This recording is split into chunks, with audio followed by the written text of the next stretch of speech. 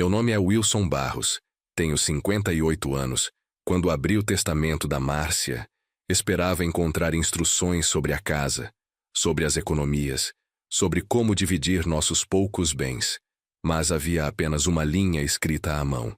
Wilson, vai atrás da verdade sobre nossa filha. Essas palavras mudaram tudo o que eu acreditava saber sobre minha família. Mas antes de continuarmos, confira se você já está inscrito no canal e escreva nos comentários de onde você está assistindo este vídeo. Nossa filha Isabela havia morrido aos 22 anos, há 3 anos. Ou pelo menos era isso que pensávamos. Um acidente de carro numa estrada rural de Minas Gerais, voltando da faculdade. Corpo carbonizado, identificação pelo carro e documentos. Enterramos o que restou dela no cemitério de Contagem, onde sempre moramos. Márcia nunca se recuperou da perda. Em 2 anos e meio, o câncer a levou também. Nos últimos dias, delirando de morfina, repetia coisas estranhas sobre Isabela. Ela não morreu, Wilson, murmurava. Nossa menina não morreu. Eu achava que era a doença falando, a mente tentando negar uma dor insuportável. Agora, segurando aquele papel amarelado, senti um frio na espinha. Márcia estava lúcida quando escreveu o testamento. O advogado confirmou. Ela foi ao escritório sozinha, 3 dias antes de morrer, insistindo em fazer tudo do jeito dela. Não quero nada além disso, disse ao Dr. Menezes. Só essa frase. Wilson vai entender. Mas eu não entendia nada. Nossa filha estava morta. Eu mesmo identifiquei o carro, falei com a polícia, assinei os papéis. O que mais havia para descobrir? Que verdade era essa que Márcia levou consigo? Na primeira noite sozinho naquela casa vazia, revirei cada canto procurando pistas. Márcia sempre foi organizada. Guardava tudo. Contas, recibos, cartas, fotografias. Procurei correspondências recentes, papéis que pudessem explicar a mensagem misteriosa no testamento. Foi na gaveta da cômoda do nosso quarto que encontrei o primeiro sinal. Um envelope lacrado com meu nome, escondido entre roupas de cama antigas. Dentro, havia uma chave pequena e um bilhete. Wilson, esta chave abre um cofre no Banco Popular da Rua 15 de Novembro. O número da conta está no verso. Use minha identidade como segunda via. Dentro tem o que você precisa saber sobre nossa Isa. Minha mão tremeu segurando aquela chave. Márcia havia mantido um cofre secreto por quanto tempo? Por que nunca me contou? Em 35 anos de casamento, pensava que não havia segredos entre nós. Éramos pobres, sempre fomos. Eu trabalhava como mecânico na oficina do irmão da Márcia. Ela costurava para fora. Que motivos teria para esconder dinheiro ou documentos? No verso do papel, anotado com a letra cuidadosa da Márcia, estava o número. Conta corrente 6789452. Memorizado aqueles números até o amanhecer, imaginando o que poderia estar esperando por mim naquele cofre. Às 8 da manhã, caminhei até o banco. Conhecia algumas pessoas que trabalhavam lá. Eram clientes antigos da oficina. Expliquei a situação para o gerente, mostrei o atestado de óbito da Márcia e a chave. Em 20 minutos, estava sozinho numa salinha pequena com uma caixa metálica na minha frente. Dentro do cofre, havia 3 coisas que me deixaram completamente perdido. Primeira, 20 mil reais em notas de 100. Mais dinheiro do que jamais tínhamos tido juntos. Segunda, uma certidão de nascimento que nunca tinha visto. Com o nome de Isabela Maria Santos, não Isabela Barros como sempre soubemos. Terceira, uma carta lacrada endereçada para mim. Com mãos trêmulas abri a carta. Era da letra da Márcia, datada de 6 meses antes dela morrer. Wilson, se você está lendo isto, significa que consegui juntar coragem para contar a verdade antes de partir. Nossa filha não é nossa filha biológica. Isabela foi adotada quando tinha 3 anos, mas nunca contamos para ela nem registramos a adoção legalmente. Os pais verdadeiros dela estão vivos e podem estar procurando por ela ainda. Parei de ler. As palavras dançavam diante dos meus olhos. Isabela não era nossa filha? Como assim?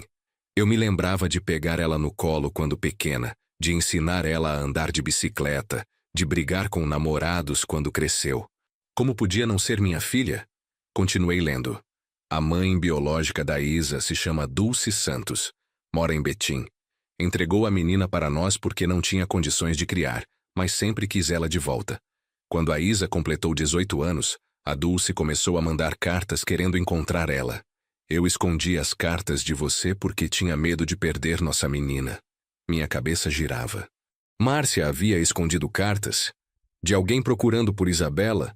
E o que isso tinha a ver com a morte da nossa filha? A carta continuava, mas minhas mãos tremiam tanto que tive que parar de ler para respirar fundo. Forcei-me a continuar lendo a carta da Márcia. Wilson, 2 dias antes do acidente da Isa, a Dulce apareceu aqui em casa. Você estava trabalhando. Ela trouxe documentos provando que era a mãe biológica da nossa filha e disse que ia na justiça buscar ela de volta se não pudéssemos conversar. Eu fiquei desesperada.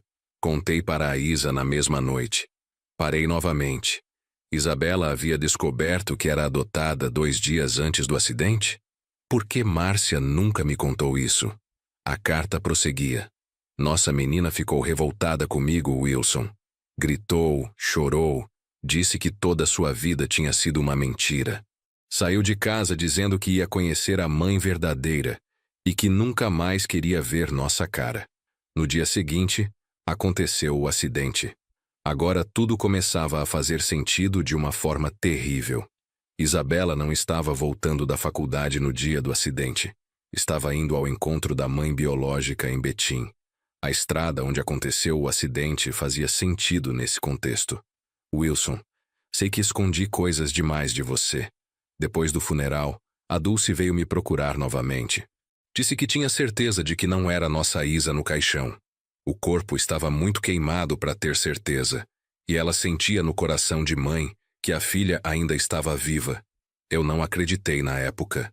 Mas agora, doente e perto da morte, fico me perguntando se ela não tinha razão. Meu mundo desabou completamente. Era possível que Isabela estivesse viva? Que tivéssemos enterrado outra pessoa? A carta terminava com um endereço em Betim e um pedido. Procure a Dulce. Descubra a verdade que não tive coragem de buscar. Se nossa Isa está viva, ela precisa saber que sempre a amamos, mesmo não sendo nossos por sangue. Saí do banco caminhando como um zumbi pelas ruas de Contagem. 20 mil reais no bolso, uma certidão de nascimento falsa na mão e a revelação de que minha filha podia estar viva em algum lugar. Como processar informações assim aos 58 anos? Parei num bar próximo da oficina onde sempre trabalhei e pedi uma cerveja. Era meio-dia de uma terça-feira, mas precisava de álcool para organizar os pensamentos. O dono do bar, seu Januário, me conhecia há décadas. Oh, Wilson, que cara é essa? Parece que viu fantasma, disse servindo a garrafa gelada. Talvez tenha visto mesmo, seu Januário. Respondi, tomando um gole grande. Talvez tenha visto mesmo. Pensei na Márcia. Como ela conseguiu esconder tudo isso de mim por tantos anos? Os 20 mil reais de onde vieram? Como tinha conseguido juntar essa quantia costurando roupas? E por que nunca me contou sobre a adoção da Isabela? Lembrei-me dos últimos meses de vida da Márcia. Ela havia ficado mais quieta, mais fechada. Achei que fosse por causa da doença e da dor da perda da Isabela, mas agora percebia que era culpa. Ela estava carregando segredos pesados demais para uma pessoa só. Terminei a cerveja e decidi ir para casa buscar o endereço da Dulce Santos em Betim. Precisava conhecer essa mulher que afirmava ser mãe biológica da Isabela. Precisava descobrir se existia realmente a possibilidade da minha filha estar viva. Mas primeiro, precisava entender como nossa Isa havia chegado até nós quando tinha 3 anos. De volta em casa, sentei na mesa da cozinha onde Márcia e eu tomávamos café todas as manhãs por décadas. Tudo ali me lembrava dela. A toalha de crochê que fez para nossa primeira casa, as xícaras desemparelhadas que comprávamos conforme quebrava as outras, o açucareiro de vidro que ganhamos de casamento. Peguei a certidão de nascimento da Isabela e estudei cada detalhe. Nascida em 15 de dezembro de 1998, em Betim. Pai, não declarado. Mãe, Dulce Santos. Mas como essa criança chegou até nós em Contagem? Tentei me lembrar de quando Isabela apareceu em nossas vidas. Eu tinha 23 anos. Márcia, 21. Estávamos casados há 2 anos e tentando ter filhos sem sucesso. Márcia ficava triste vendo outras mulheres com bebês no colo. Então, numa manhã de 2001, Márcia chegou em casa com uma menina de 3 anos. Disse que a irmã mais nova dela, Sônia, não podia cuidar da filha e nos pediu para ficar com ela temporariamente. A menina era quieta, assustada, chorava muito. Márcia disse que os pais haviam morrido num acidente. Espera, Sônia não era irmã da Márcia. Márcia era a filha única. Como nunca questionei essa história? Como aceitei uma criança em casa sem fazer perguntas? Eu era muito jovem. Confiava cegamente na minha esposa. E Isabela era tão pequena e precisava tanto de cuidado que rapidamente virou nossa filha no coração. Agora percebia como a história não fazia sentido. Sônia desapareceu da nossa vida depois que Isabela chegou. Nunca mais a vimos. Na época, Márcia disse que ela havia se mudado para São Paulo. Eu acreditei em tudo sem questionar. Decidi visitar a única pessoa que podia ter respostas sobre o passado da nossa família. Dona Conceição, vizinha há mais de 30 anos. Ela tinha 82 anos e memória de elefante. Se alguém se lembrava dos detalhes de como Isabela chegou até nós, era ela. Bati na porta da casa ao lado da nossa. Dona Conceição abriu usando o avental florido que usava para cozinhar. Seus olhos ainda eram vivos e espertos apesar da idade. "Oh, Wilson, que saudade, meu filho. Como você está lidando com a falta da Márcia?" Perguntou-me puxando para dentro da casa pequena e bem cuidada. "Dona Conceição, preciso fazer umas perguntas sobre o passado. A senhora se lembra de quando nossa Isabela chegou em casa? Ela era pequena ainda. A velha senhora me serviu café e sentou na cadeira de balanço que usava para fazer crochê. Ficou pensativa por alguns minutos antes de responder. Lembro sim, Wilson. Vocês eram tão novos. A Márcia apareceu com aquela menina numa noite de chuva. A criança estava doente com febre alta. Vocês ficaram acordados a noite inteira cuidando dela. A senhora lembra da Márcia falar alguma coisa sobre de onde a menina veio?" Dona Conceição balançou a cabeça devagar. "A Márcia disse que era filha de uma conhecida que não podia criar. Mas sempre achei estranho, Wilson. A menina chamava a Márcia de tia no começo, não de mãe, e chorava muito pedindo a mãe Dulce. Meu coração acelerou. Mãe Dulce? A senhora tem certeza? Tenho, sim. A Isabela ficou meses perguntando quando a mãe Dulce ia buscar ela. A Márcia ficava triste e dizia que a mãe tinha viajado para muito longe. As palavras de Dona Conceição confirmaram minhas suspeitas mais assustadoras. Isabela havia chegado até nós chamando Márcia de tia e perguntando por mãe Dulce. Não tinha sido uma adoção legal. Márcia havia basicamente sequestrado uma criança. Mas por quê? E como? Márcia sempre foi uma mulher honesta, trabalhadora. Nunca imaginei que fosse capaz de algo assim. Precisava entender as circunstâncias que levaram minha esposa a tomar uma decisão tão drástica. Dona Conceição, a senhora se lembra de mais algum detalhe daquela época? A Márcia falou alguma coisa sobre os pais da menina?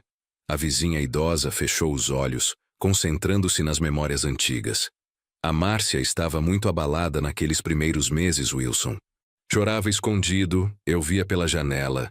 Uma vez ela me disse que tinha salvado aquela criança de uma situação muito ruim, que a mãe da menina bebia muito e batia nela.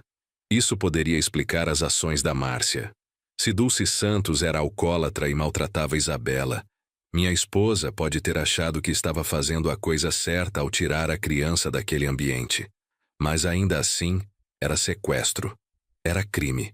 A senhora chegou a conhecer essa mãe biológica? Nunca vi ela, Wilson. Mas lembro que a Márcia tinha medo de alguém aparecer procurando a menina. Por uns 2 anos, toda vez que batia alguém na porta, ela ficava nervosa, espiadinha pela janela antes de abrir.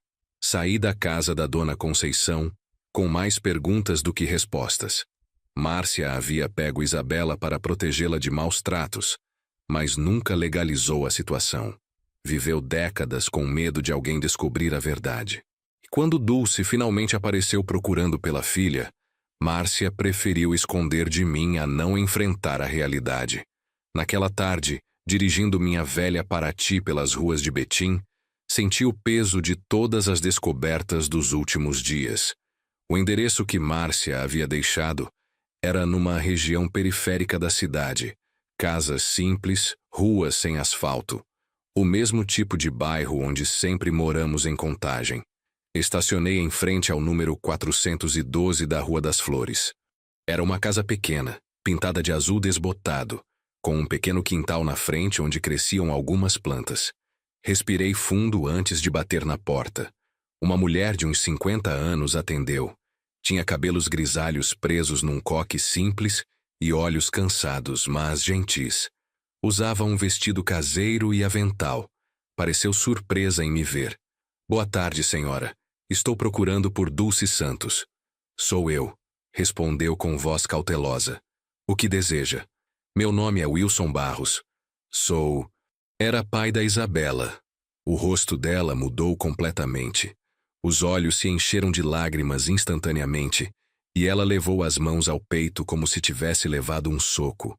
Meu Deus do céu, Isabela, minha menina, o senhor sabe onde ela está? A reação de Dulce me convenceu de que ela realmente era mãe de Isabela. A dor nos olhos dela era genuína, desesperada.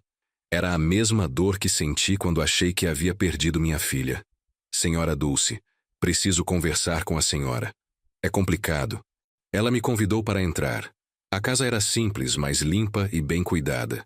Na sala pequena, sobre um móvel antigo, havia várias fotografias de uma menina pequena que reconheci imediatamente. Era Isabela aos 3 anos. Dulce me serviu café numa xícara de porcelana e sentou na minha frente com ansiedade estampada no rosto. Suas mãos tremiam segurando a própria xícara. Senhor Wilson, por favor me diga que minha Isabela está bem. Faz 3 anos que não tenho notícias dela. A última vez que soube alguma coisa foi quando descobri que ela tinha morrido num acidente. Mas nunca acreditei naquilo. Por que nunca acreditou? Porque sou mãe dela, Sr. Wilson. Uma mãe sente essas coisas. Além disso, tentei ver o corpo no IML, mas não me deixaram. Disseram que só família imediata podia ver. Mas eu sou a mãe verdadeira dela. Dulce começou a chorar baixinho. Passei 22 anos procurando por minha filha. Quando finalmente descobri onde ela estava, quando consegui o endereço de vocês, me disseram que ela tinha morrido. Mas meu coração de mãe diz que ela está viva. Olhei as fotografias de Isabela criança espalhadas pela sala. Eram muitas fotos, todas cuidadosamente guardadas e organizadas. Era óbvio que Dulce amava profundamente a filha. Dona Dulce, preciso que a senhora me conte como Isabela chegou até minha casa quando tinha 3 anos. Minha esposa sempre me disse que foi uma adoção temporária, mas nunca entendi direito os detalhes. O rosto de Dulce ficou vermelho de raiva. Adoção? Que adoção? Sua esposa roubou minha filha, Sr. Wilson. Eu nunca entreguei minha Isabela para ninguém. As palavras dela me atingiram como um soco no estômago. Roubo? Márcia havia roubado Isabela? Como assim roubou? A senhora pode explicar o que aconteceu? Dulce respirou fundo e começou a contar uma história que destruiu tudo o que eu acreditava saber sobre minha família.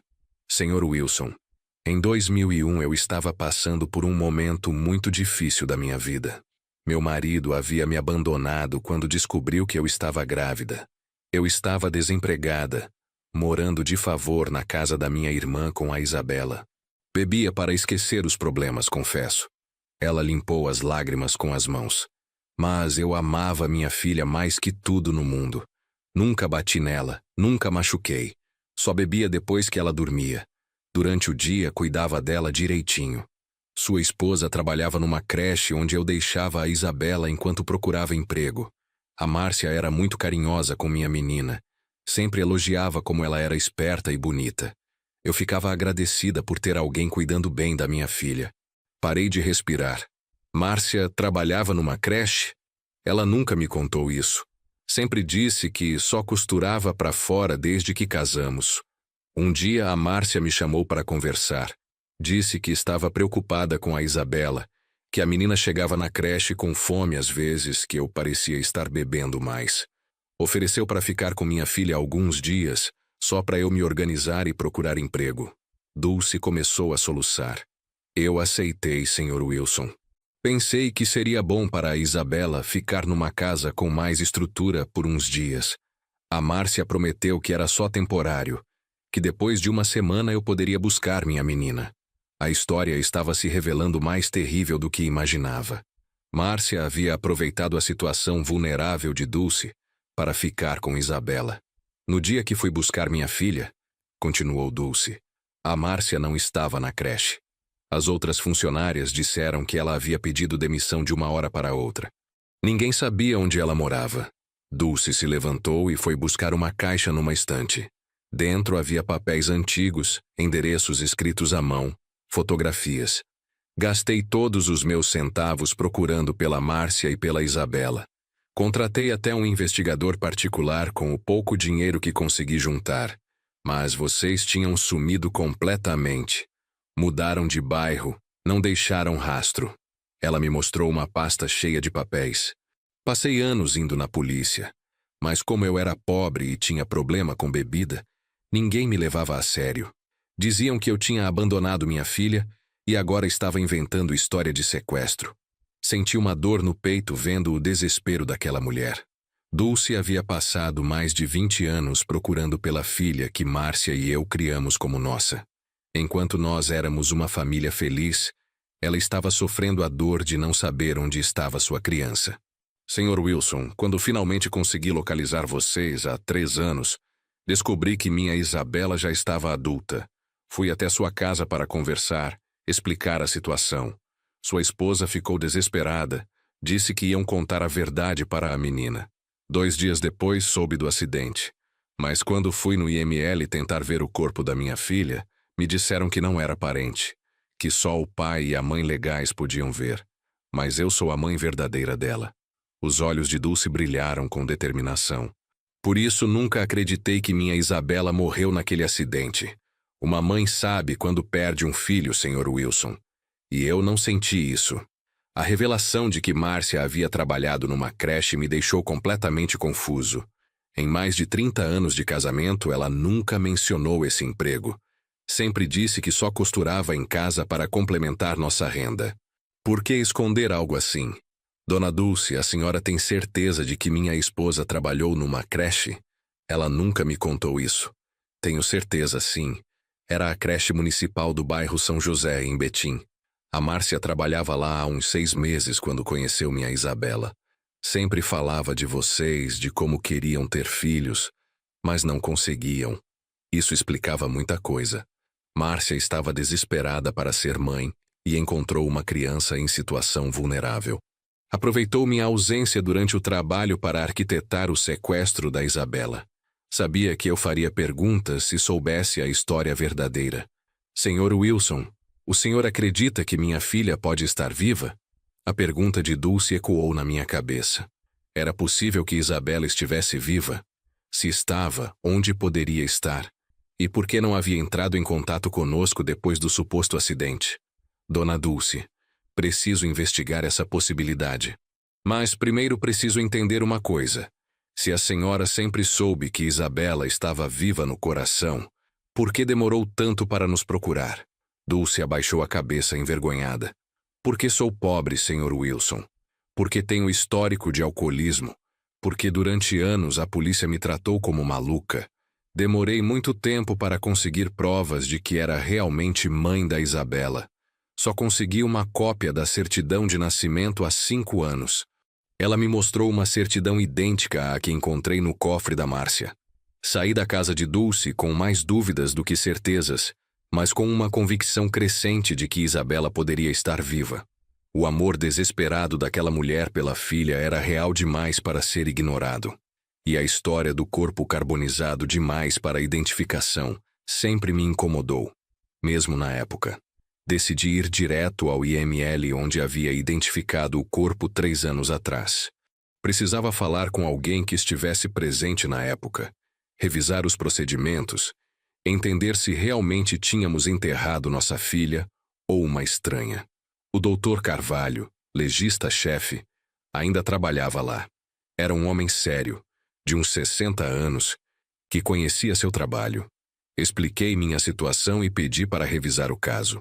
Senhor Wilson, lembro bem do caso da sua filha. Foi um dos acidentes mais graves que já vi. O carro pegou fogo completamente após bater numa árvore. O corpo estava carbonizado a ponto de ser impossível reconhecimento visual. Então, como confirmaram que era minha filha? Pelos documentos encontrados no carro e pelas características físicas gerais. Altura, estrutura óssea, idade aparente. Também tinha um anel que você confirmou ser da Isabela. Lembrei do anel. Era uma argola simples de prata que dei de presente para Isabela no aniversário de 18 anos.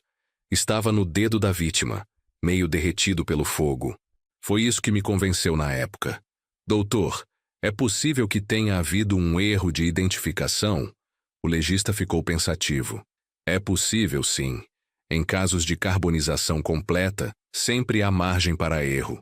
O ideal seria fazer exame de DNA, mas na época os familiares não solicitaram. Meu coração disparou. E agora, seria possível exumar o corpo e fazer o exame? Seria possível, sim, respondeu o Dr. Carvalho. Mas precisaria de autorização judicial. Teria que entrar com pedido na justiça justificando a necessidade do exame. Não é um processo simples nem barato. Saí do IML com uma missão clara: conseguir autorização para exumar o corpo e fazer exame de DNA.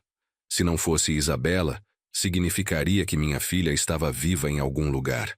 Se fosse ela, ao menos teria certeza definitiva e poderia ajudar Dulce a ter alguma paz. Procurei um advogado no centro de Contagem.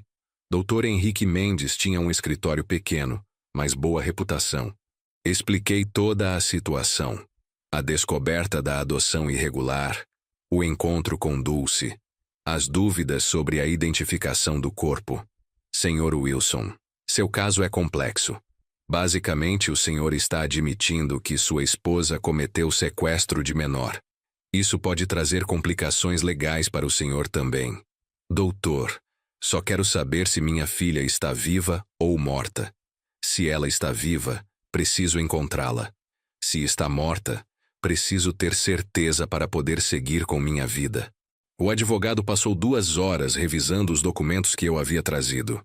A carta da Márcia, a certidão de nascimento verdadeira da Isabela, os papéis do acidente. No final, concordou em me ajudar. Vamos entrar com pedido de exumação alegando dúvidas na identificação do corpo.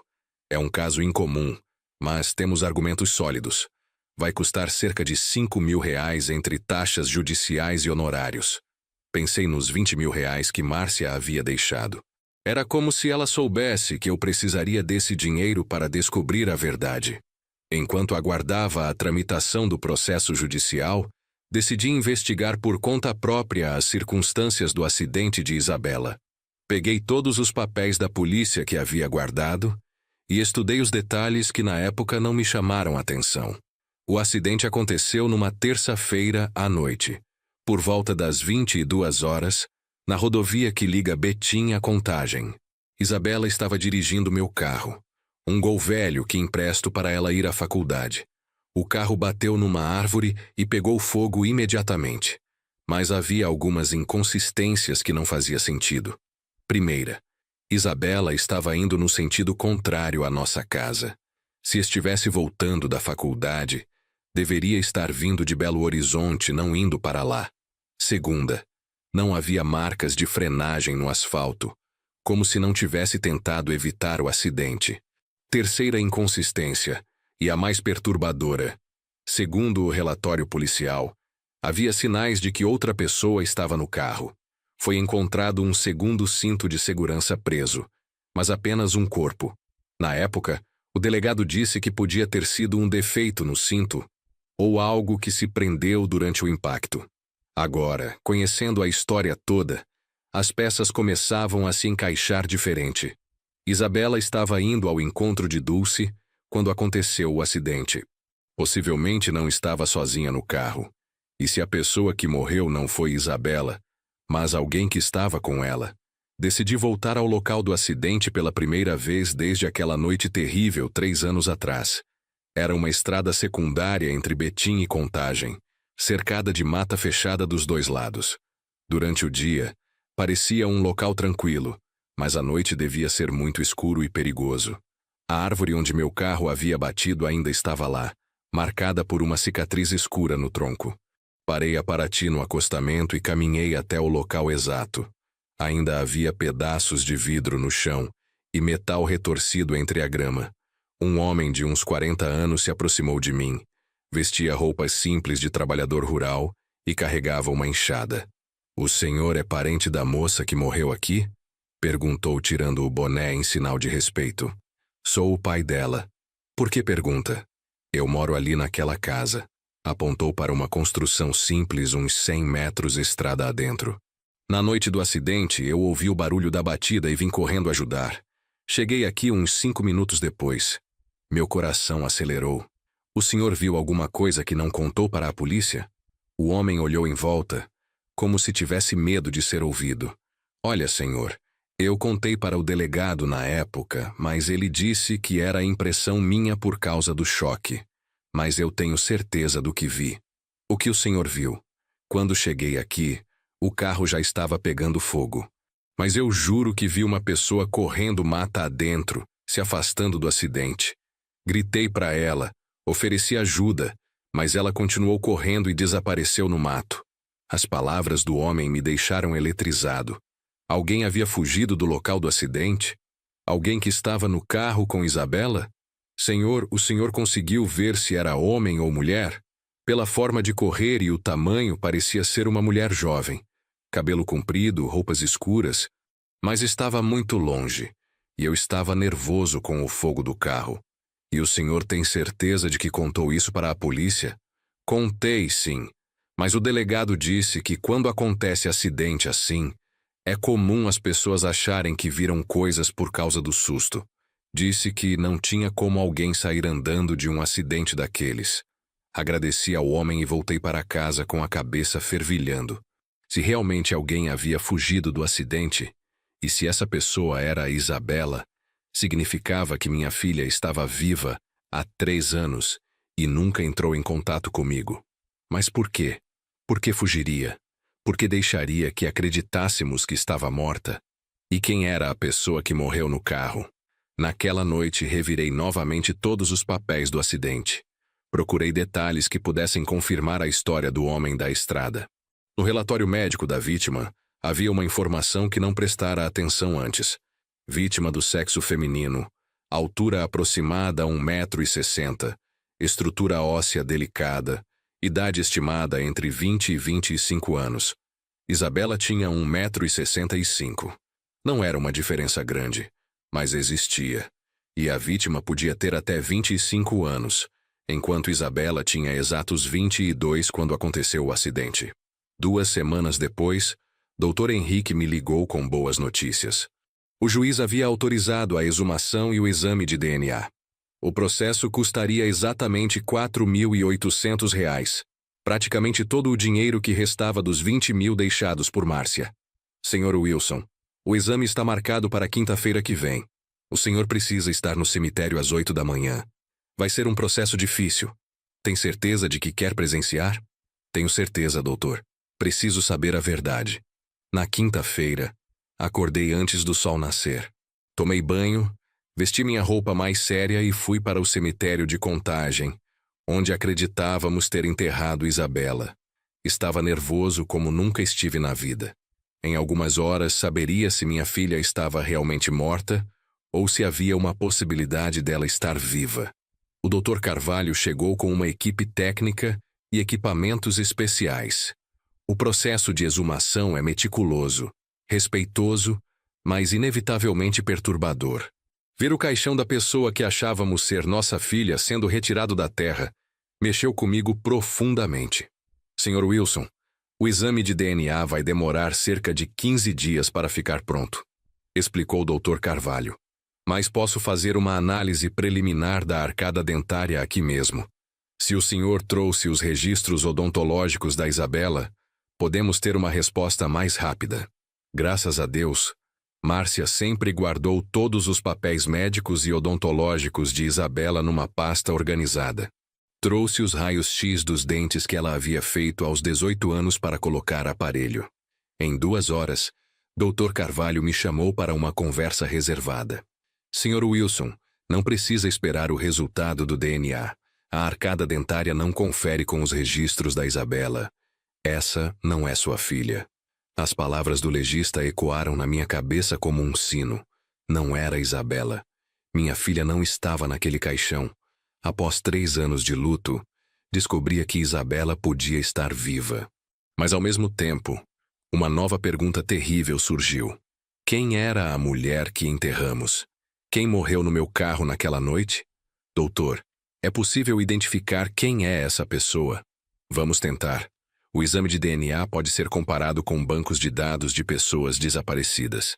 Se ela foi reportada como desaparecida pelos familiares, podemos descobrir a identidade. Saí do cemitério numa montanha-russa emocional. Alegria por saber que Isabela podia estar viva. Medo de onde ela poderia estar. Culpa por ter enterrado uma estranha com o nome da minha filha. Raiva por ter sido enganado durante 3 anos. A primeira coisa que fiz foi ligar para a Dulce. Quando contei que o exame confirmara que não era Isabela no caixão, ela desabou em lágrimas no telefone. Eu sabia, Sr. Wilson. Meu coração de mãe sempre soube que minha menina estava viva. Agora temos que procurá-la. Mas procurar onde? Se Isabela estava viva, por que não havia entrado em contato conosco? Por que fingir a própria morte? E o mais importante, quem era a mulher que morreu usando o anel de Isabela? Decidi começar a investigação voltando à faculdade onde Isabela estudava. Pedagogia na Universidade Federal de Minas Gerais, em Belo Horizonte. Talvez alguém lá soubesse de algo que pudesse me ajudar a entender o que aconteceu naquela noite. A coordenadora do curso, professora Sandra, me recebeu com gentileza. Era uma mulher de uns 50 anos, acadêmica, mas com jeito maternal. Sr. Wilson, lembro bem da Isabela. Era uma das melhores alunas da turma. Muito inteligente, dedicada, sempre participava das aulas. Professora, a senhora notou alguma mudança no comportamento dela nos dias antes do acidente?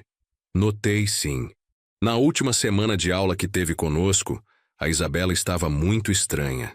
Parecida nervosa, distraída. Uma colega de turma me disse que ela estava com problemas familiares. Meu coração acelerou. Que tipo de problemas familiares?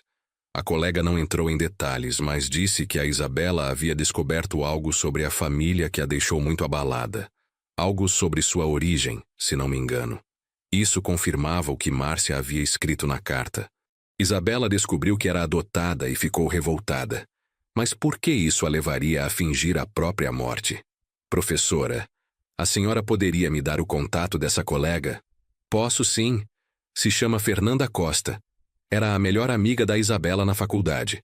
Fernanda Costa trabalhava numa escola particular no bairro Savassi, em Belo Horizonte. Era uma mulher jovem, de uns 26 anos, simpática e comunicativa. Quando expliquei quem eu era e por que estava ali, ficou visivelmente emocionada. Sr. Wilson, sinto muito pela perda da Isabela. Éramos muito próximas. Ela falava muito do senhor e da dona Márcia, sempre com muito carinho. Fernanda, preciso saber se Isabela te contou alguma coisa nos dias antes do acidente. Descobri que ela estava passando por problemas familiares. Fernanda hesitou antes de responder. Sr. Wilson, a Isa me contou coisas que talvez não devesse repetir. Não sei se é certo. Por favor, Fernanda. Descobri que minha filha pode estar viva. Preciso de todas as informações possíveis para encontrá-la. Os olhos da jovem se arregalaram. Viva? Como assim viva? Expliquei rapidamente sobre a exumação e o resultado do exame. Fernanda ficou em silêncio por alguns minutos, processando a informação. Se a Isa está viva, isso explica muita coisa, disse finalmente. Na última conversa que tivemos, 2 dias antes do suposto acidente, ela me disse uma coisa muito estranha. O que ela disse? Disse que estava pensando em desaparecer por um tempo, que tinha descoberto que toda sua vida havia sido uma mentira e que não sabia mais em quem confiar. Estava com raiva dos pais, mas principalmente confusa sobre sua identidade. Minha cabeça começou a girar. Isabela havia planejado desaparecer? Fernanda, Isabela te deu mais detalhes sobre esses planos de desaparecer? Ela disse que tinha entrado em contato com a mãe biológica e que estava pensando em ir morar com ela por um tempo, só para entender suas origens. Mas também falou em ir para longe, começar uma vida nova com identidade nova. Identidade nova? Como assim?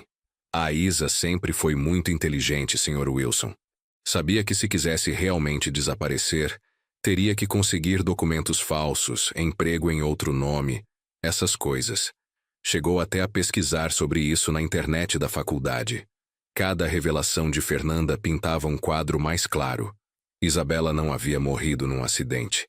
Havia planejado fingir a própria morte para começar uma vida nova longe de todos nós. Ela te falou quem era a mãe biológica? Falou sim. Uma senhora que morava em Betim. Acho que o nome era Dulce. A Isa disse que foi procurá-la e que descobriu uma história muito dolorosa sobre como chegou na casa de vocês. E ela te falou qual era essa história? Fernanda ficou desconfortável. Sr. Wilson, não sei se devo contar essas coisas. São muito pessoais. Por favor, Fernanda, preciso entender para poder encontrar minha filha. A Isa disse que descobriu que foi sequestrada quando criança, que os pais que ela conhecia tinham mentido sobre tudo. Estava revoltada, mas também estava com medo de como o senhor reagiria se soubesse a verdade. Agora entendia melhor. Isabela descobriu que Márcia a havia sequestrado. Ficou com medo da minha reação e preferiu desaparecer a enfrentar a situação. Fernanda, você tem ideia de quem poderia ser a pessoa que morreu no acidente? Tenho uma suspeita terrível, Sr. Wilson. A Isa mencionou que conheceu uma menina na rua, uma viciada em drogas que não tinha família nem ninguém que sentisse falta dela. Acho que a Isa pode ter usado essa menina para fingir a própria morte. A revelação me deixou nauseado. Minha filha havia usado uma pessoa vulnerável para encenar a própria morte? Como chegou a esse ponto? A Isabela te deu o nome dessa menina? Não lembro do nome completo, mas sei que chamavam ela de Gigi. Vivia pelas ruas do centro de Belo Horizonte. Viciada em crack, estava sempre magra e doente. E como a Isabela conheceu essa menina? A Isa fazia trabalho voluntário numa ONG que atende moradores de rua. Foi lá que conheceu a Gigi. Sempre falava com tristeza da situação da menina, de como ninguém se importava com ela. As peças do quebra-cabeça estavam se juntando de forma perturbadora. Isabela havia usado uma moradora de rua sem família para fingir a própria morte. A menina provavelmente topou participar do plano em troca de dinheiro ou drogas, sem imaginar que morreria de verdade.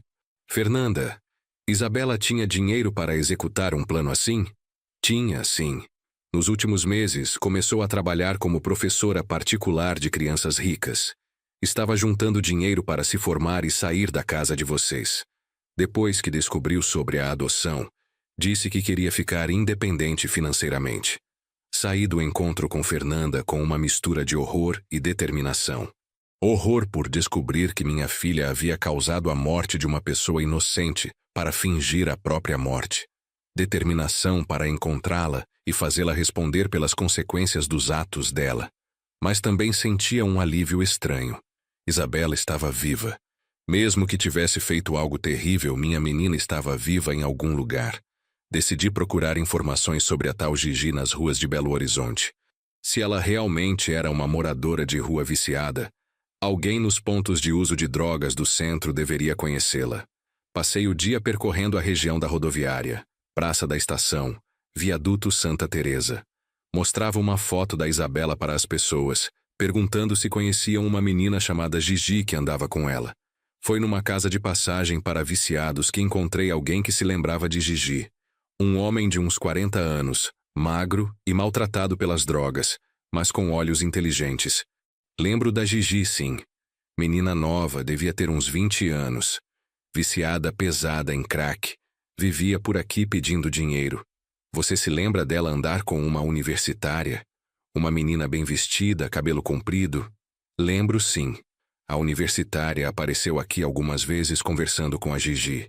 Dizia que queria ajudar ela a sair das ruas. A Gigi ficou animada, achando que ia conseguir uma vida melhor. Meu estômago se revirou. Gigi realmente acreditou que Isabela ia ajudá-la.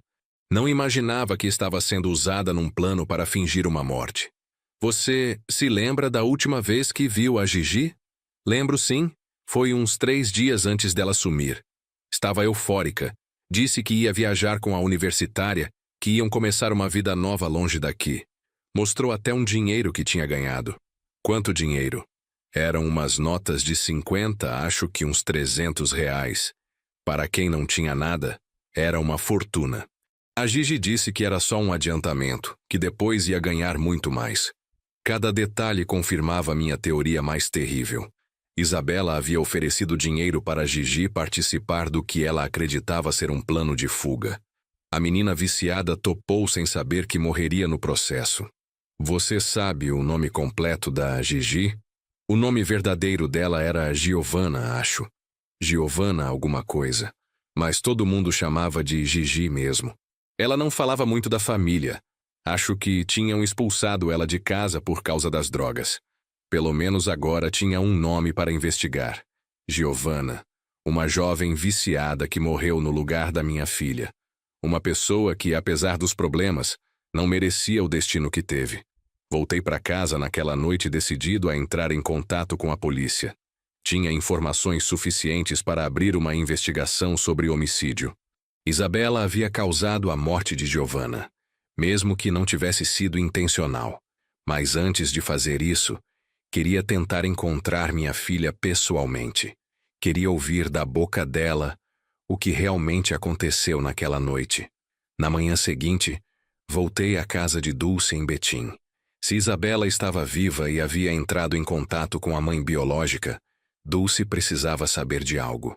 Senhor Wilson, que alegria vê-lo de novo. Descobriu alguma coisa sobre nossa Isabela? Contei para Dulce tudo o que havia descoberto. A conversa com Fernanda, a história da Gigi, a suspeita de que Isabela havia fingido a própria morte. Dulce ouviu tudo em silêncio, com lágrimas nos olhos. Quando terminei, ela foi até um móvel antigo e trouxe uma caixa de sapatos. Senhor Wilson, não contei isso antes porque tinha medo de ser muita esperança. Mas nos últimos 3 anos venho recebendo umas cartas estranhas pelo correio. Ela me mostrou 5 envelopes, todos sem remetente, com carimbos postais de cidades diferentes. São Paulo, Rio de Janeiro, Salvador, Recife, Fortaleza. Nunca tem nome na carta. Só umas frases curtas dizendo que está bem, que não preciso me preocupar. Mas a letra parece da minha Isabela quando ela era pequena. Peguei uma das cartas com mãos trêmulas. Era um papel simples com uma frase escrita à mão. Mãe Dulce, estou bem e feliz. Um dia nos encontraremos. Sua filha que ama você. A caligrafia realmente parecia de Isabela, mas mais cuidadosa, como se tentasse disfarçar a própria letra. Dona Dulce, a senhora guardou os envelopes? Guardei todos.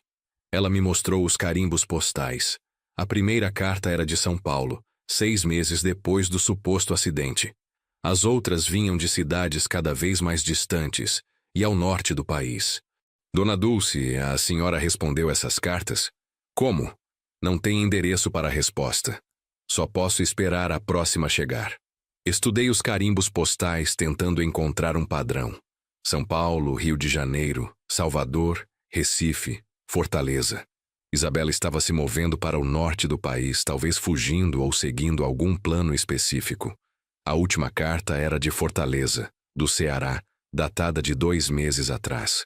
Se Isabela estava realmente enviando essas cartas, podia estar no Nordeste agora. Dona Dulce, preciso investigar essas cartas. Vou levar elas para um especialista em caligrafia confirmar se realmente são da Isabela. Pode levar, Sr. Wilson. Só me promete que se encontrar minha menina, vai dizer que nunca parei de procurar por ela. Voltei para a contagem com as cartas e uma nova esperança.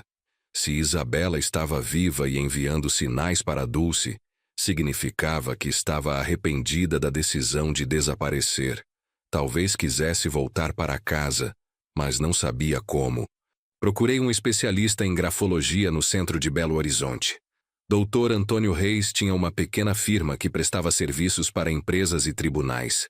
Expliquei minha situação e pedi para comparar a caligrafia das cartas com amostras da escrita de Isabela que eu havia trazido. Sr. Wilson, vai demorar alguns dias para fazer a análise completa, mas à primeira vista, há sim semelhanças significativas entre as amostras.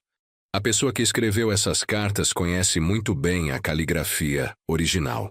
Se as cartas fossem mesmo de Isabela, eu tinha uma pista sobre onde ela poderia estar. Fortaleza, no Ceará. Enquanto aguardava o resultado da análise grafológica, decidi tomar uma decisão difícil: contar toda a verdade para a polícia. Não podia mais esconder que uma pessoa havia morrido no lugar da minha filha, mesmo que isso complicasse a situação de Isabela. Fui à delegacia de Contagem e procurei o delegado Cardoso, que havia cuidado do caso do acidente 3 anos atrás. Era um homem sério, de uns 50 anos, que me recebeu com surpresa. Sr. Wilson, há muito tempo não o via. Em que posso ajudá-lo? Expliquei toda a situação. A descoberta de que Isabela era adotada, o resultado da exumação, a suspeita de que minha filha havia fingido a própria morte, usando uma moradora de rua como vítima. O delegado ouviu tudo em silêncio, fazendo anotações. Quando terminei, ele balançou a cabeça gravemente. Sr. Wilson, isso que o senhor está me contando é muito sério. Se confirmarem que sua filha causou a morte dessa tal Gigi para fingir a própria morte, ela vai responder por homicídio doloso. Pode pegar até 20 anos de prisão. Eu sei, delegado, mas não posso continuar vivendo com essa mentira. A família da Giovanna merece saber o que aconteceu com ela. Vamos reabrir o caso imediatamente. Preciso que o senhor traga todas as provas que tem. As cartas, os documentos, os contatos das pessoas que conversaram com sua filha. Saí da delegacia com o coração pesado, mas com a consciência limpa. Fazer a coisa certa às vezes dói, mas era necessário. Giovanna merecia justiça, mesmo sendo uma viciada sem família. 2 dias depois, Dr. Antônio Reis me ligou com o resultado da análise grafológica.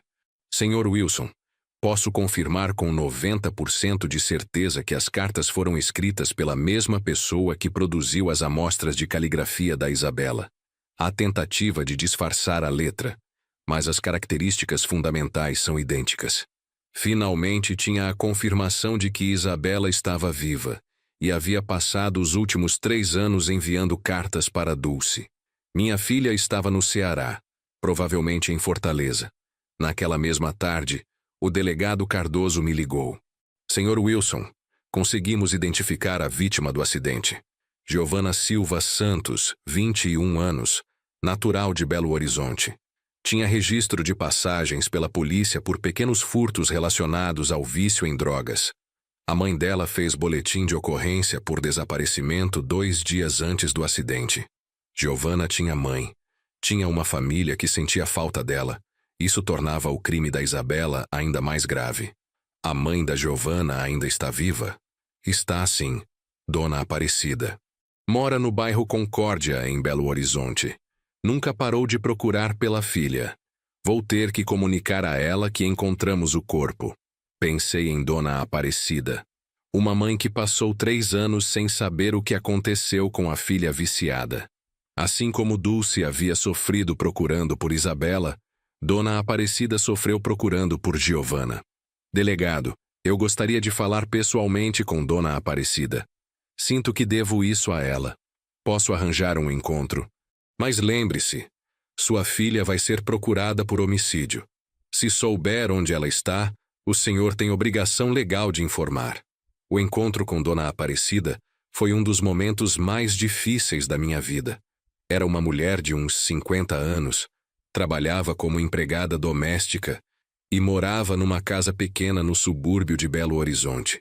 Quando o delegado explicou que tínhamos encontrado o corpo da Giovanna, ela desabou em lágrimas. Minha menina, minha pobre menina, soluçava.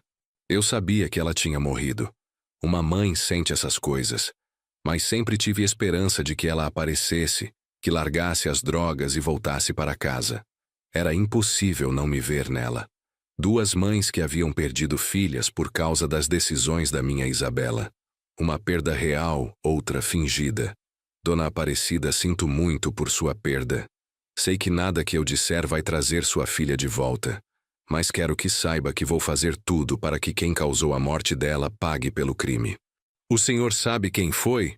Foi a pergunta mais difícil que já tive que responder na vida. Foi minha filha, Dona Aparecida. Minha filha usou sua Giovana para fingir a própria morte. A expressão dela mudou de dor para raiva. Sua filha matou minha menina? Não sei se foi intencional, mas foi por causa dela que Giovana morreu. Prometo que ela vai responder pela justiça. Dona Aparecida ficou em silêncio por vários minutos. Quando voltou a falar, sua voz estava firme apesar das lágrimas. Senhor Wilson, minha Giovana era viciada, mas era boa menina. Trabalhava quando conseguia, sempre tentando parar com as drogas. Não merecia morrer queimada num carro para servir de disfarce para ninguém. Ela tinha razão. Giovana não merecia aquele destino. Com base nas cartas enviadas para Dulce, o delegado Cardoso pediu ajuda da Polícia Federal para localizar Isabela no Ceará. Se ela estava realmente em Fortaleza, era questão de tempo até ser encontrada. Mas eu não queria esperar. Decidi viajar para Fortaleza por conta própria tentar encontrar minha filha antes da polícia. Não para ajudá-la a fugir, mas para convencê-la a se entregar e assumir as consequências dos atos dela. Peguei um ônibus para Fortaleza numa quinta-feira de manhã. Foram 36 horas de viagem, tempo suficiente para pensar em tudo o que havia descoberto nos últimos meses. Minha família havia sido construída sobre uma mentira. Márcia havia sequestrado Isabela, eu havia criado uma criança roubada sem saber, e agora, Isabela havia matado uma inocente para escapar da verdade. Em Fortaleza, me hospedei numa pensão barata no centro da cidade. Não tinha pistas específicas sobre onde Isabela poderia estar. Então, comecei percorrendo lugares onde uma pessoa tentando reconstruir a vida iria procurar. Escolas particulares procurando professoras, ONGs que atendem pessoas em situação de vulnerabilidade, igrejas que oferecem ajuda para recomeçar. Foi numa escola de ensino infantil no bairro Aldeota que tive a primeira pista real. A diretora, uma senhora de uns 60 anos, reconheceu a foto de Isabela. Conheço essa moça, sim. Ela trabalhou aqui por alguns meses no ano passado. Se chamava Isabel Santos. Dizia que tinha vindo de Minas Gerais depois de perder os pais num acidente. Meu coração disparou. Isabel Santos. Isabela havia mudado apenas ligeiramente o nome e inventado uma nova história pessoal. Ela era boa professora. Continuou a diretora. Carinhosa com as crianças, sempre pontual, responsável. Mas era muito reservada, não falava da vida pessoal. E tinha um jeito de olhar por cima do ombro, como se estivesse sempre com medo de ser seguida. A senhora sabe por que ela saiu da escola? Ela disse que tinha conseguido outro emprego, mais perto de onde morava. Mas achei estranho porque saiu de uma hora para outra, sem cumprir aviso prévio. Deixou até alguns materiais pessoais na mesa. Pedi o endereço que Isabela havia fornecido quando foi contratada. Era num bairro popular chamado Bom Jardim, a uns 20 quilômetros do centro. Peguei um ônibus e fui até lá imediatamente. A rua era de terra batida, com casas simples e muitas crianças brincando na frente. O número que procurava correspondia a uma casa amarela com portão de ferro. Uma mulher de uns 30 anos atendeu. Boa tarde. Estou procurando Isabel Santos. Ela morou aqui? Isabel? Ela alugou o quartinho dos fundos por uns 8 meses. Menina quieta, trabalhadora, mas sumiu faz uns 3 meses sem dar satisfação. Deixou as coisas dela aqui. Meu coração acelerou novamente. As coisas dela ainda estão aqui? Estão, sim, só umas roupas e uns livros. Como ela não voltou e não pagou o último mês, pensei em doar. A senhora permitiria que eu visse essas coisas? Isabel é minha filha. Estou procurando por ela há muito tempo. A mulher me olhou com desconfiança, mas acabou concordando. Me levou até um quartinho pequeno nos fundos da casa. Havia uma cama de solteiro, um guarda-roupa simples e uma mesa com livros empilhados. Entre os livros encontrei algo que me fez tremer. Um diário com capa de couro marrom. Pedi permissão para folheá-lo e encontrei páginas e páginas escritas com a letra de Isabela. Eram reflexões sobre culpa, medo, saudade e arrependimento. Uma entrada datada de 6 meses atrás me chamou a atenção. Não consigo parar de pensar na Gigi. Ela confiou em mim, acreditou que eu ia ajudá-la a reconstruir a vida. Não imaginava que morreria por minha causa. Acordo toda noite pensando naquele momento em que o carro pegou fogo e não consegui salvá-la. Continuei lendo. Pensei que seria fácil assumir uma nova identidade e recomeçar. Mas não consigo fugir da culpa. Toda vez que vejo uma menina jovem na rua, lembro da Gigi. Todo dia me pergunto se deveria voltar para casa e contar a verdade para o pai Wilson. Havia outras entradas sobre nossa família. Sinto falta do pai Wilson todos os dias. Ele deve estar sofrendo muito achando que perdi a vida. Mas como explicar que descobri que fui sequestrada quando criança? Como contar que causei a morte de uma pessoa inocente? Em outra entrada, a mãe Dulce me mandou mais uma carta.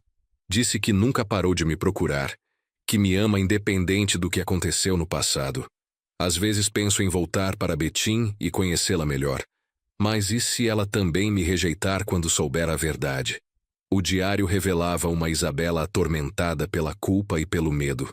Não era a criminosa fria que eu havia imaginado, mas uma jovem confusa, que havia tomado decisões terríveis e agora não sabia como voltar atrás. A proprietária da casa me contou que Isabela saía todas as manhãs para trabalhar, mas nunca disse onde. Voltava sempre no final da tarde. Cozinhava algo simples e ficava lendo ou escrevendo no quartinho. Aos fins de semana, caminhava pela praia sozinha. Ela parecia uma pessoa muito triste, disse a mulher. Às vezes eu ouvia ela chorando à noite. Tentei conversar algumas vezes, mas ela era muito fechada. Dizia que estava tudo bem, mas era óbvio que não estava. Peguei emprestado o diário e li todas as entradas. Isabela havia passado os últimos 3 anos mudando de cidade em cidade, sempre usando o nome Isabel Santos, sempre trabalhando como professora ou cuidadora de crianças. Em cada lugar ficava alguns meses, juntava dinheiro e partia quando começava a se sentir pressionada ou descoberta. Em São Paulo trabalhou numa creche. No Rio de Janeiro foi babá de uma família rica. Em Salvador deu aulas particulares. Em Recife cuidou de idosos numa casa de repouso.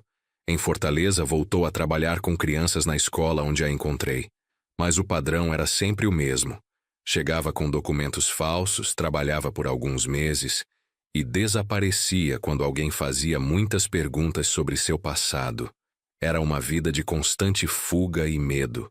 A última entrada do diário era de 2 meses atrás. Não aguento mais fugir. Estou cansada de mentir, cansada de viver com medo, cansada de carregar essa culpa sozinha. Talvez seja a hora de voltar para casa e enfrentar as consequências dos meus atos. Se Isabela realmente estava pensando em voltar, por que não tinha feito isso ainda? O que a estava impedindo? Decidi percorrer as praias de Fortaleza, onde a proprietária disse que Isabela costumava caminhar aos fins de semana. Era sábado de manhã e havia muita gente na praia de Iracema. Mostrei a foto dela para vendedores ambulantes, salva-vidas, pessoas que trabalhavam na orla. Foi um pescador idoso que me deu a informação mais valiosa. Conheço essa moça, sim. Ela vem aqui quase todo fim de semana há uns meses. Sempre sozinha, sempre muito quieta. Fica ali sentada naquelas pedras olhando o mar. Ele apontou para uma área mais rochosa da praia, menos movimentada que o resto da orla. Ontem mesmo ela estava lá. Parecia mais triste que o normal. Ficou até o sol se pôr. Ontem? O senhor tem certeza? Tenho sim. Sexta-feira à tarde. Ela sempre vem na sexta ou no sábado. Meu coração disparou. Isabela estava em Fortaleza frequentando aquela praia. Se eu tivesse sorte, talvez a encontrasse hoje mesmo. Passei o dia inteiro sentado nas pedras onde o pescador disse que ela costumava ficar. Era um local bonito, com vista para o mar aberto, onde o barulho das ondas criava uma atmosfera de paz e reflexão. Entendia por que Isabela escolheu aquele lugar para pensar em sua vida. Às 5 da tarde, quando já estava perdendo as esperanças, vi uma figura familiar caminhando pela areia. Era ela, minha Isabela, 3 anos mais velha, mais magra, cabelos mais curtos e tingidos de castanho escuro. Mas era ela. Minha filha estava viva, a menos de 50 metros de mim. Fiquei paralisado, sem saber se devia gritar o nome dela, correr em sua direção, ou simplesmente observar para ter certeza de que não era um sonho. Isabela caminhou até as pedras onde eu estava sentado sem me perceber. Estava concentrada em seus próprios pensamentos, olhando para o chão. Só quando se aproximou para sentar que me viu. Nossos olhares se cruzaram e o tempo parou. Ela ficou pálida, com os olhos arregalados de surpresa e terror. Eu vi o reconhecimento e o pânico se alternando em seu rosto. "Pai", sussurrou, e foi a palavra mais doce que já ouvi na vida. "Oi, minha filha", respondi, tentando controlar a emoção na voz. Ela começou a chorar imediatamente, lágrimas de alívio e desespero ao mesmo tempo.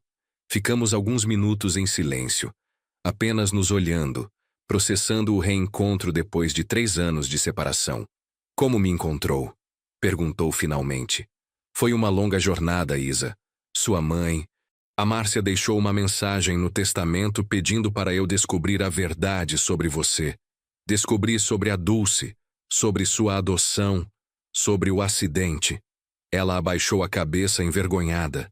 "Pai, eu posso explicar?" "Não precisa explicar agora, filha. Primeiro me deixe te abraçar. Passei 3 anos achando que você tinha morrido." Nos abraçamos ali na praia, pai e filha reunidos depois de tanto sofrimento. Ela estava mais magra, mais frágil do que lembrava. Senti suas lágrimas molhando minha camisa e percebi que ela estava tremendo. "Pai, eu fiz coisas terríveis", disse entre soluços. "Coisas que não têm perdão. Eu sei sobre a Giovanna, Isa. Sei que ela morreu no acidente no seu lugar." O rosto de Isabela ficou ainda mais pálido ao ouvir o nome de Giovanna. "O senhor sabe sobre a Gigi?" "Como descobriu?" Contei rapidamente sobre a investigação, a exumação do corpo, a conversa com Fernanda, a identificação da verdadeira vítima. Isabela ouviu tudo em silêncio com expressão de horror crescente. "Pai, não foi como o senhor deve estar pensando. Não planejei matar a Gigi. Foi um acidente terrível. Me conte o que realmente aconteceu naquela noite, filha." Isabela respirou fundo, limpou as lágrimas e começou a falar. "Quando descobri sobre minha adoção, sobre como cheguei na nossa casa, fiquei completamente perdida. Toda minha identidade desabou. Não sabia mais quem eu era, em quem confiar. Procurei a mãe Dulce e ela me contou a versão dela da história. Disse que a mãe Márcia me roubou quando eu era criança. Fiquei com raiva, confusa, não sabia o que acreditar. Então decidiu desaparecer? Decidi fugir por um tempo, só para pensar, para entender minha identidade. Conheci a Gigi numa ONG onde fazia trabalho voluntário. Ela estava sempre falando em sair das ruas, começar uma vida nova, mas não tinha documentos nem dinheiro. Isabela começou a chorar novamente. Ofereci para ela me ajudar com meu plano. Disse que íamos viajar juntas, que eu pagaria por novos documentos para as duas. Ela topou na hora. Achou que era sua chance de recomeçar. E o que deu errado? Tudo, pai. Absolutamente tudo deu errado. A ideia era simples, continuou Isabela. Íamos fingir um acidente, mas sair as duas vivas. Eu tinha pesquisado na internet sobre como desaparecer sem deixar rastros.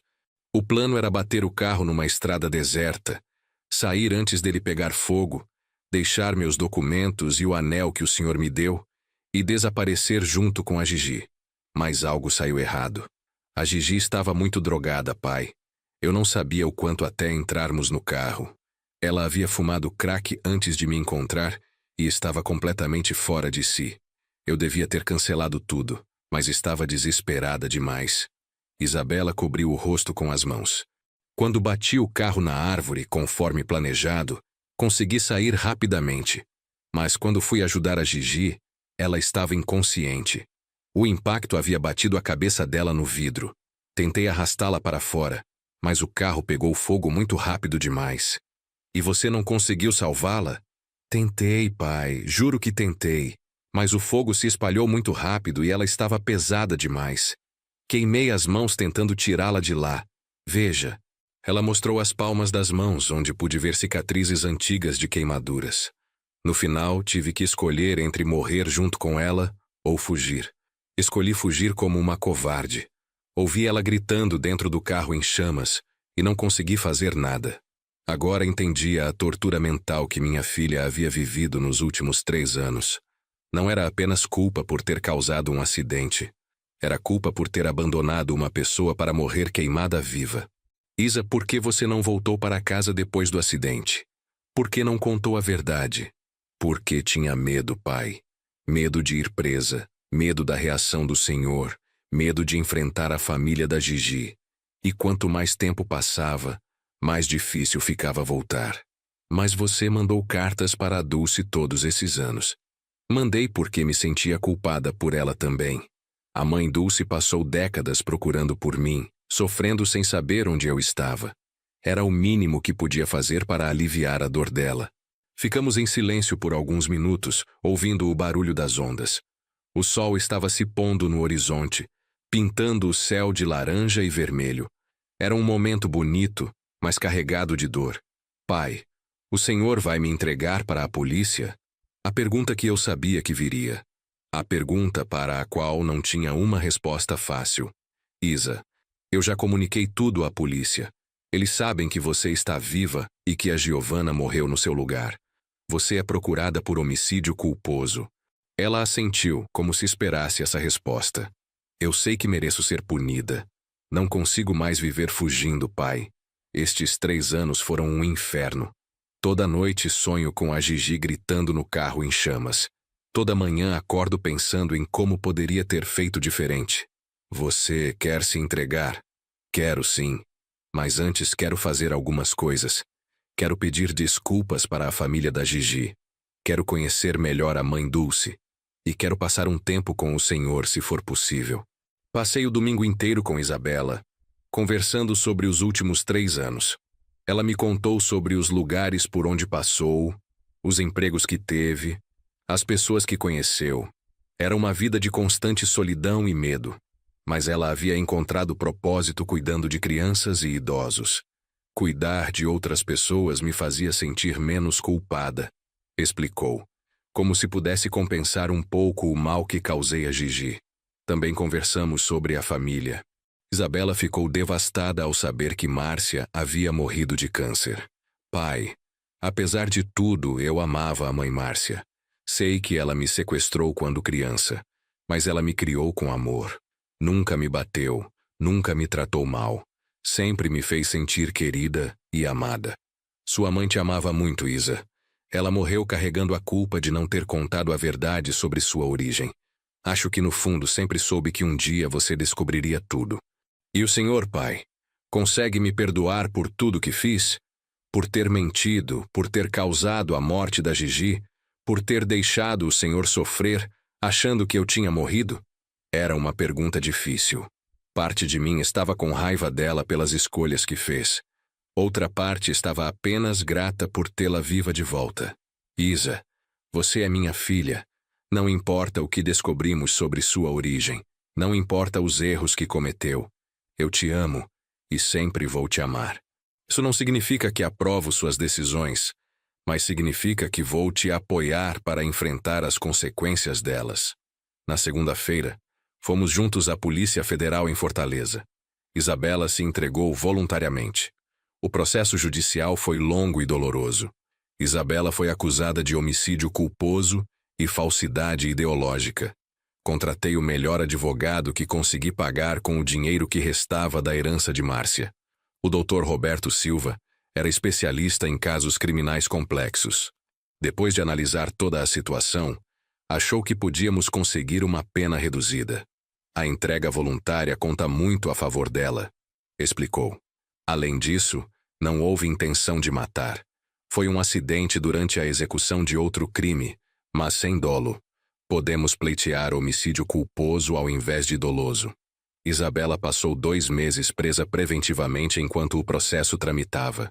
Visitei ela toda semana, levando livros, cartas e notícias do mundo exterior. Ela estava mais magra e pálida, mas paradoxalmente parecia mais em paz consigo mesma. Pai, pela primeira vez em 3 anos consigo dormir sem pesadelos, disse numa das visitas. É estranho, mas me sinto aliviada por finalmente estar pagando pelos meus erros. Durante esse período, também organizei o encontro que Isabela havia pedido, entre ela e a família de Giovanna. Dona Aparecida, mãe da vítima, inicialmente não quis vê-la, mas depois de muita insistência minha e do advogado, concordou em ir ao presídio. Foi um encontro devastador. Isabela pediu perdão entre lágrimas, explicou exatamente o que aconteceu e se ofereceu para pagar qualquer compensação que a família julgasse justa. Dona Aparecida ouviu tudo em silêncio. Chorou muito, mas no final disse algo que me surpreendeu. Menina, minha Giovanna não era santa. Ela estava nas ruas há anos, viciada em drogas. Sei que um dia isso ia dar problema. Não perdoo você pelo que fez, mas vejo que está arrependida de verdade. Enquanto o processo de Isabela tramitava na justiça, decidi finalmente conhecer melhor Dulce Santos, a mãe biológica da minha filha. Voltei a Betim e passamos várias tardes conversando sobre o passado. Senhor Wilson, quero que saiba que não guardo rancor do senhor nem da Márcia, disse Dulce numa dessas conversas. Vocês criaram minha filha com amor, deram a ela oportunidades que eu não poderia dar na época. Mesmo que o começo tenha sido errado, o resultado foi uma menina educada e carinhosa. Mas a senhora sofreu tanto procurando por ela. Sofri sim, mas também entendo que a Márcia estava tentando proteger a Isabela de uma situação ruim. Eu realmente bebia demais naquela época, Sr. Wilson. Não estava em condições de cuidar direito de uma criança. Dulce me mostrou fotos da Isabela criança que havia guardado todos esses anos. Sempre soube que um dia nos reencontraríamos. Mãe sente essas coisas no coração. Organizamos para que Dulce visitasse Isabela na prisão. Foi um encontro emocionante entre mãe biológica e filha, após mais de 20 anos separadas. Isabela chorou muito.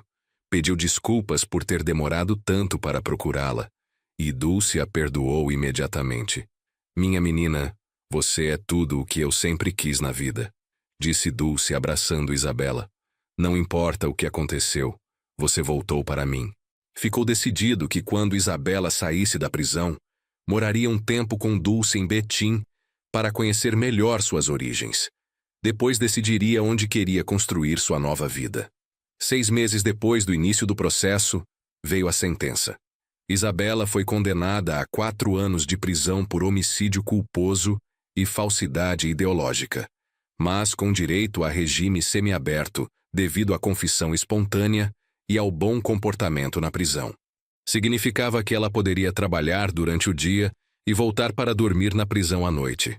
Depois de 2 anos, se mantivesse boa conduta, poderia cumprir o resto da pena em casa com monitoramento eletrônico.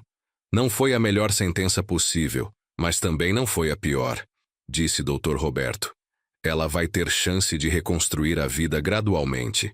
Isabela aceitou a sentença sem recorrer. Pai, 4 anos é pouco tempo considerando que uma pessoa morreu por minha causa. Vou usar esse tempo para me formar melhor, fazer cursos, me preparar para ser uma pessoa melhor quando sair. Durante os primeiros 2 anos de pena, visitei Isabela religiosamente toda semana. Ela conseguiu um trabalho numa escola dentro do complexo penitenciário, ensinando alfabetização para outras detentas. Também fez um curso técnico em administração e começou a escrever suas memórias. Quero escrever minha história, pai. Talvez possa ajudar outras pessoas que passaram por situações similares. Crianças adotadas que descobrem sua origem de forma traumática. Jovens que tomam decisões erradas por desespero. Dulce também visitava Isabela regularmente. As duas desenvolveram uma relação linda de mãe e filha, baseada no amor, mas também no respeito mútuo. Dulce contava histórias da família biológica de Isabela, dos avós que ela nunca conheceu, das tradições familiares. No 2º ano de prisão, Isabela recebeu uma carta inesperada. Era de uma jovem chamada Maria, que havia lido sobre o caso nos jornais e se identificado com a história. Cara Isabela, dizia a carta, também fui adotada ilegalmente quando criança. Também descobri a verdade na adolescência e fiquei revoltada. Quase cometi erros similares aos seus, mas sua história me fez refletir sobre as consequências. Obrigada por mostrar que é possível assumir a responsabilidade pelos nossos atos. A partir dessa primeira carta, Isabela começou a receber correspondências de várias pessoas com histórias similares. Filhos adotivos que descobriram suas origens de forma traumática, jovens que haviam tomado decisões ruins e queriam se redimir, famílias que passaram por situações complexas de adoção. Pai, acho que encontrei meu propósito, disse Isabela numa das visitas. Quando sair da prisão, quero trabalhar com famílias que passam por questões de adoção. Quero ajudar crianças a entenderem sua história sem revolta e pais a lidarem com essas situações de forma honesta. Era bonito ver como ela havia transformado sua dor em algo construtivo. A culpa e o arrependimento haviam se convertido em desejo de ajudar outras pessoas. Durante esse período, eu próprio passei por transformações. Vendi a casa em Contagem, onde havia morado com Márcia por décadas, e me mudei para um apartamento menor. Doei a maioria dos móveis e guardei apenas as lembranças mais importantes. Fotos da família, cartas de Márcia, alguns objetos pessoais de Isabela. Foi uma forma de simbolicamente encerrar o passado e me preparar para uma nova fase da vida. Quando Isabela completou 2 anos de prisão, conseguiu a progressão para regime domiciliar com monitoramento eletrônico. Decidiu morar com Dulce em Betim, mas passava os fins de semana comigo no meu apartamento novo. Era estranho no começo ter minha filha de volta, mas diferente. Ela estava mais madura, mais reflexiva, carregava cicatrizes visíveis e invisíveis dos últimos 5 anos, mas também estava mais determinada a construir uma vida com significado. Pai, consegui uma bolsa para fazer faculdade de psicologia, anunciou numa dessas visitas. Quero me especializar em adoção e questões familiares complexas. Acho que posso transformar minha experiência em algo útil para a sociedade. Começou a trabalhar meio período numa ONG que atendia crianças em situação de risco, sempre sob supervisão devido à sua situação legal. O trabalho era voluntário, mas ela amava o que fazia. Essas crianças passaram por traumas similares ao meu, explicava. Abandono, adoção irregular, famílias desestruturadas. Consigo ajudá-las porque entendo a dor que sentem. Dulce estava radiante por ter a filha de volta. Apesar da diferença de idade e dos anos de separação, elas desenvolveram uma intimidade genuína. Dulce ensinava receitas de família para Isabela, contava histórias da infância que ela havia perdido, apresentava parentes distantes. Senhor Wilson, disse Dulce numa conversa, sua filha voltou para nós mais sábia e mais humana. O sofrimento não foi em vão se trouxe essa transformação. Eu concordava. A Isabela que voltou era diferente da jovem revoltada que havia fugido anos antes. Era uma mulher que conhecia as consequências das suas escolhas e estava determinada a fazer escolhas melhores daqui para frente. No 3º ano após a prisão, aconteceu algo que ninguém esperava. Dona Aparecida, mãe da Giovana, procurou Isabela na ONG onde ela trabalhava. Quero conversar com você, disse simplesmente. Ficaram 2 horas conversando numa sala reservada. Quando saíram, ambas tinham os olhos vermelhos de tanto chorar, mas também pareciam mais leves. O que vocês conversaram? Perguntei depois. Dona Aparecida me contou histórias da Gigi quando criança, respondeu Isabela. Era uma menina alegre, inteligente, que sonhava em ser professora. As drogas destruíram esses sonhos, mas ela mantinha a esperança de se recuperar. E isso te ajudou? Ajudou muito, pai. Durante todos esses anos, a Gigi na minha cabeça era só uma vítima sem rosto. Agora ela tem uma história, uma personalidade. Posso honrar a memória dela de forma mais concreta. Dona Aparecida propôs algo surpreendente. Que Isabela ajudasse a criar um projeto social em memória de Giovana, voltado para jovens viciados em drogas que queriam se recuperar. Minha filha sempre quis ajudar pessoas, explicou Dona Aparecida. Se ela não pode mais fazer isso, pelo menos pode inspirar um projeto que faça. O projeto Gigi começou pequeno, atendendo 5 jovens por mês numa casa alugada em Belo Horizonte. Isabela coordenava as atividades educacionais, enquanto Dona Aparecida cuidava da parte administrativa. Dulce e eu ajudávamos com doações e trabalho voluntário. Em um ano, o projeto cresceu e passou a atender 50 jovens. Tinha parcerias com escolas, empresas que ofereciam empregos para os recuperados, e famílias que abriam suas casas para acolher quem não tinha para onde voltar.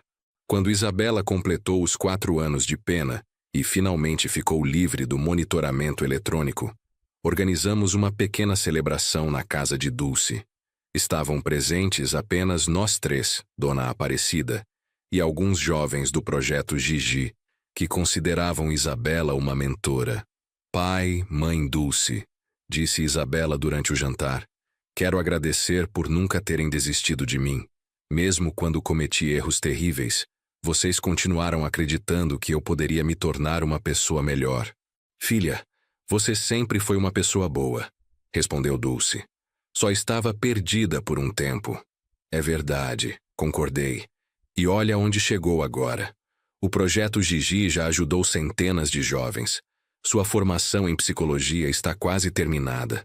Você construiu uma vida com propósito. Isabela havia realmente se transformado. Aos 30 anos, era uma mulher madura, responsável, dedicada a causas sociais. Mantinha um relacionamento saudável com ambas as mães.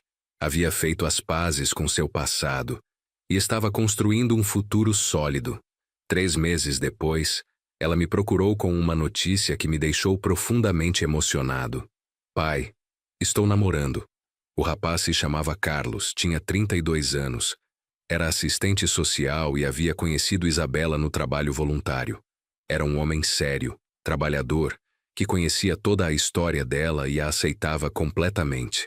Ele sabe sobre meu passado, sobre a prisão, sobre tudo, explicou Isabela, e disse que isso não importa, que o que importa é quem eu sou hoje e quem pretendo ser no futuro. Era exatamente o tipo de homem que eu desejaria para minha filha, alguém que a valorizasse pela pessoa que ela havia se tornado, não que a julgasse pelos erros do passado. 1 ano depois, Isabela e Carlos se casaram numa cerimônia simples na igreja de Betim. Dulce chorou de emoção vendo a filha de vestido branco. Eu me emocionei conduzindo ela até o altar.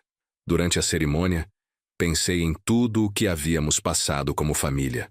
As mentiras de Márcia, o sequestro não intencional de uma criança, a descoberta traumática da verdade, a morte de Giovanna, os anos de fuga de Isabela, o processo criminal, a reconstrução gradual de nossas vidas. Era impossível não refletir sobre como o amor pode ser complexo e imperfeito. Márcia me amou, e amou Isabela profundamente, mas esse amor a levou a cometer um crime. Isabela me amou, mas seu desespero a fez tomar decisões que custaram uma vida inocente. Eu amei ambas, mas minha confiança cega me impediu de fazer as perguntas certas na hora certa. No entanto, ali estava Isabela, radiante em seu vestido branco, casando com um homem que a amava pelo que ela havia se tornado, não pelo que havia sido. Dulce chorava de alegria ao lado da filha que procurou por 22 anos. Dona Aparecida estava presente também, representando a memória de Giovanna e simbolizando o perdão possível, mesmo após tragédias terríveis. Durante a festa, Isabela me puxou para um canto e disse: Pai, quero que saiba que, independentemente de descobrirmos que não somos família por sangue, o Senhor sempre será meu Pai verdadeiro. Foi quem me ensinou valores, quem me deu amor incondicional, quem nunca desistiu de mim mesmo quando eu merecia ser abandonada. Isa, você sempre foi e sempre será minha filha, respondi. Família não se faz apenas com sangue, se faz com amor, cuidado, presença. E isso nós tivemos de sobra, mesmo com todos os nossos erros. Naquele momento, olhando minha filha feliz e realizada, soube que nossa jornada havia chegado ao fim. Não era um final perfeito, porque algumas feridas nunca cicatrizam completamente. Giovanna ainda estava morta. Dona Aparecida ainda carregava a dor da perda. Isabela ainda acordava algumas noites pensando no acidente. Mas era um final de redenção, crescimento e amor verdadeiro. Às vezes as famílias são imperfeitas, construídas sobre mentiras, testadas por tragédias. Mas se há amor genuíno e disposição para enfrentar a verdade, mesmo as histórias mais complicadas podem encontrar um caminho para a paz.